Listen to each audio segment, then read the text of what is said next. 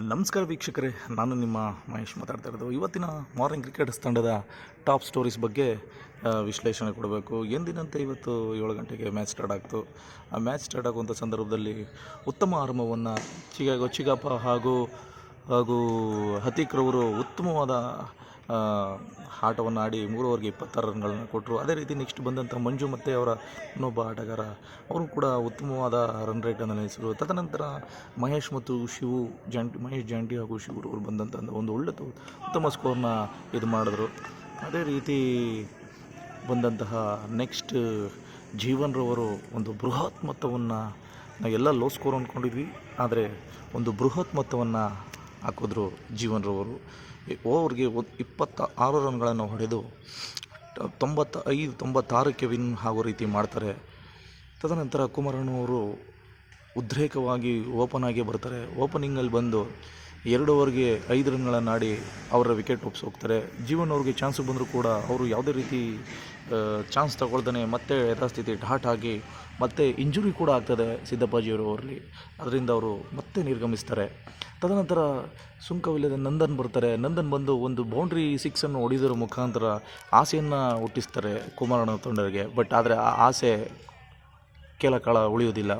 ಮತ್ತೆ ಡಾಟ್ ಮೇಲೆ ಡಾಟ್ ಆಗಿ ಮತ್ತೆ ನಿರ್ಗಮಿಸ್ತಾರೆ. ತದನಂತರ ಅಲ್ತಾಫ್ ಅವರು ಕೂಡ ಬರ್ತಾರೆ. ಬಂದು ಒಂದು 6 ಹೊಡೆದು ಮತ್ತು ಇನ್ನೊಂದು 6 ಹೊಡೆದು ಉತ್ತಮವಾಗಿ ಬ್ಯಾಟ್ ಮಾಡಲು ಪ್ರಾರಂಭಿಸ್ತಾರೆ. ಬಟ್ ಆದರೆ ಅವ್ರದ್ದು ಕೂಡ ಬೋಲ್ಡಾಗಿ ನಿರ್ಗಮಿಸ್ತಾರೆ ಶಿವಶಂಕರ್ ಅವರಲ್ಲಿ. ಅಷ್ಟೊತ್ತಿಗೆ ಆಲ್ರೆಡಿ ಮ್ಯಾಚ್ ಮುಗಿದೋಗಿರ್ತದೆ. ಇದು ನಿಜವಾಗ್ಲೂ ಹೇಳಬೇಕು ಅಂತಂತಂದರೆ ಉತ್ತಮವಾದಿ ಒಳ್ಳೆ ಬೌಲಿಂಗನ್ನು ಮಾಡಿದಂಥ ಕ್ಯಾಪ್ಟನ್ಸಿ ನಾಕ್ ಮಾಡ್ತಾರೆ ರಾಜೇಶ್ ಅಣ್ಣವರು. ಉತ್ತಮವಾಗಿ ಕಟ್ ಹಾಕ್ತಾರೆ ಆಟಗಾರಗಳನ್ನೆಲ್ಲರೂ. ಯಾವುದೇ ರೀತಿ ರೆಕ್ಕೆ ಬಿಚ್ಚೋಕ್ಕೆ ಅವಕಾಶನೇ ಕೊಡೋದಿಲ್ಲ. ಅದೇ ರೀತಿ ಬಂದ ದಾರಿಯಲ್ಲಿ ಸುಂಕವಿಲ್ಲದ ರೀತಿಯಲ್ಲಿ ಯಥಾಸ್ಥಿತಿ ಮತ್ತೆ ಒನ್ ಸೈಡೆಡ್ ಮ್ಯಾಚ್ ಆಗಿ ಸೋಲ್ತಾರೆ. ನಂತರ ಅಪರೂಪಕ್ಕೆ ಬಂದು ಮಂಜುರವರು ಬೌಲ್ ಮಾಡೋಕ್ಕೆ ಹೋಗ್ತಾರೆ. ಆದರೆ ನವಾಜ್ರವರು ಉತ್ತಮವಾದ 6 ಹೊಡಿತಾರೆ ಸ್ಟ್ರೈಟ್ ಕಡೆಗೆ. ಕ್ರೇಜಿಯಾಗಿರ್ತದೆ ಮ್ಯಾಚು. ಅಷ್ಟೊತ್ತಿಗಾಗಲೇ ಸತ್ತೋಗಿರ್ತದೆ ಕುಮಾರಣ್ಣ ತಂಡ. ಒನ್ ಸೈಡೆಡ್ ಮ್ಯಾಚ್ ಅಂತಲೇ ಹೇಳ್ಬೋದು. ಮತ್ತೊಂದು ಹೊಡೆಯೋಕೆ ಹೋಗ್ತಾರೆ. ಆದರೆ ಇನ್ನೇನು ಮ್ಯಾಚು ಕೊನೆ ಮುಗಿದೋಗಿರುವಂಥ ಸಂದರ್ಭದಲ್ಲಿ ನಿರಾಶಾದಾಯಕ ಹೋರಾಟವನ್ನು ಕೊಡ್ತಾರೆ. ಈ ಒಂದು ಟಾಪ್ ಟೂರಿಸ್ಟಲ್ಲಿ ಉತ್ತಮವಾಗಿ ಬ್ಯಾಟ್ ಮಾಡಿದಂತಹ ರಾಜೇಶ್ ಅಣ್ಣ ತಂಡವ್ರಿಗೆ ಅಭಿನಂದನೆಗಳ ಸಲ್ಲಿಸ್ತಾ, ಹಾಗೆ ಉತ್ತಮವಾಗಿ ಬ್ಯಾಟ್ ಮಾಡದೇ ಇರೋ ತಂಡ ಕುಮಾರಣ್ಣ ಅವ್ರಿಗೆ ಅಭಿನಂದನೆ ಕೂಡ ಸಲ್ಲಿಸ್ತಾ ಇದ್ದೀವಿ. ಈ ಒಂದು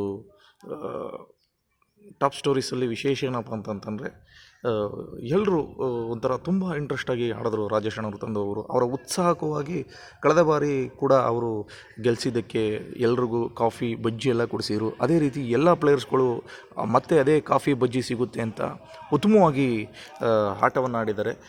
ಆಟವನ್ನು ಆಡಿ ರಾಜೇಶ್ ಅಣ್ಣವ್ರ ತಂಡವನ್ನು ಗೆಲ್ಲಿಸ್ಕೊಟ್ಟಿದ್ದಾರೆ. ಇವತ್ತಿನ ಟಾಪ್ ಸ್ಟೋರೀಸಲ್ಲಿ ವಿಶೇಷವಾಗಿ ಎಲ್ಲರೂ ಕೂಡ ರಾಜೇಶ್ ಅಣ್ಣವ್ರ ತಂಡವರು ಎಲ್ಲರೂ ಕೂಡ ಉತ್ತಮವಾದ ಪರ್ಫಾರ್ಮೆನ್ಸ್ ಮಾಡ್ತಾರೆ. ಕುಮಾರಣ್ಣ ಅವ್ರ ತಂಡದಲ್ಲಿ ಉತ್ತಮವಾಗಿ ಯಾರೂ ಅಷ್ಟು ಪರ್ಫಾರ್ಮೆನ್ಸ್ ಮಾಡಲ್ಲ. ಎಲ್ಲರೂ ಕೂಡ ಒಂದು ಲೋ ಇದರಲ್ಲಿ ಇದು ಮಾಡ್ತಾರೆ. ಆದ್ದರಿಂದ ಮತ್ತೆ ಯಥಾಸ್ಥಿತಿ ಸೋಲನ್ನು ಅನುಭವಿಸ್ತಾರೆ ಕುಮಾರಣ್ಣ ಅವ್ರ ತಂಡ. ಇದರೊಂದಿಗೆ ಇವತ್ತಿನ ಟಾಪ್ ಸ್ಟೋರೀಸ್ ಮುಕ್ತಾಯವಾಗ್ತದೆ.